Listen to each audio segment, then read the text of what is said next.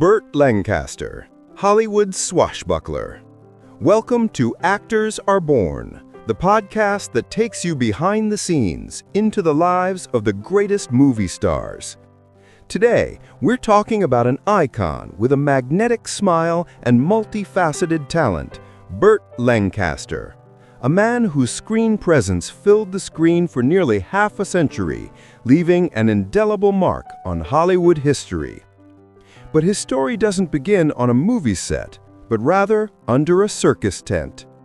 Born in New York in 1913, Burton Stephen Lancaster grew up in East Harlem, and, thanks to an athletic scholarship, he attended New York University. Soon, however, his true passion took over: acrobatics.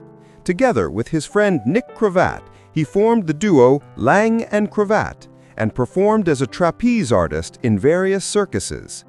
This adventurous start would forge the statuesque physique and agility that would become his trademark on the big screen.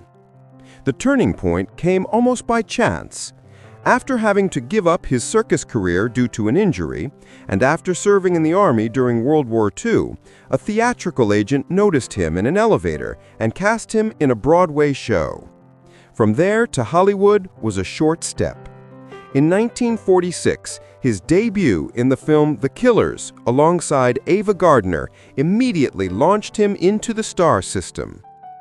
The early years of his career were characterized by tough guy roles in film noir and adventure films, where his physical build and sly smile pierced the screen. Films like Brute Force, 1947, and The Crimson Pirate, 1952, consolidated his image. But Lancaster was much more than a physically imposing actor. He was an intelligent man and a curious artist. Tired of the contractual constraints imposed by the major production companies, he founded his own company, Hecht Hill Lancaster, to have greater artistic control over his projects. This independence allowed him to explore more complex and multifaceted roles. In 1953, his portrayal of Sergeant Warden in From Here to Eternity earned him the first of 4 Oscar nominations.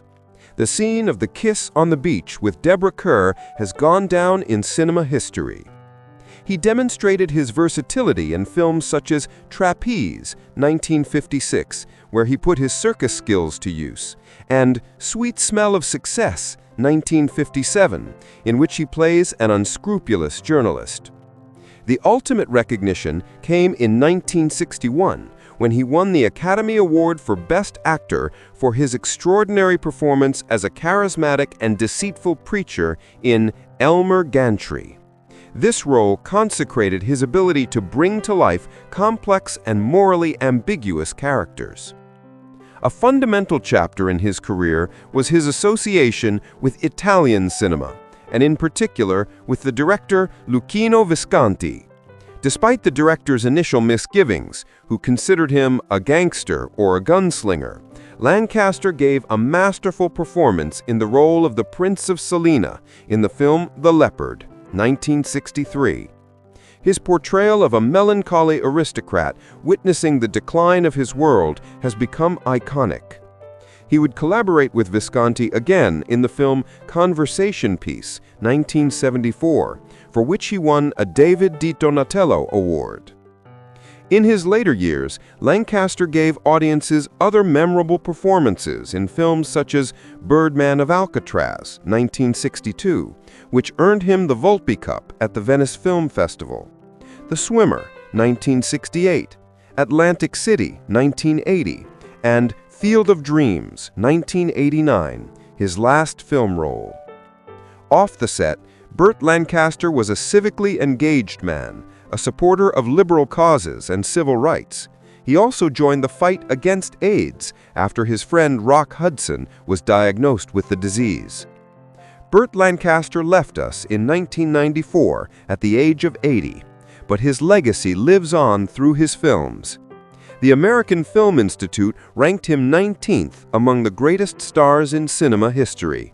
A well-deserved recognition for an actor who was able to combine physical power with a profound interpretive sensitivity, moving with ease from the role of the action hero to that of the complex and tormented character.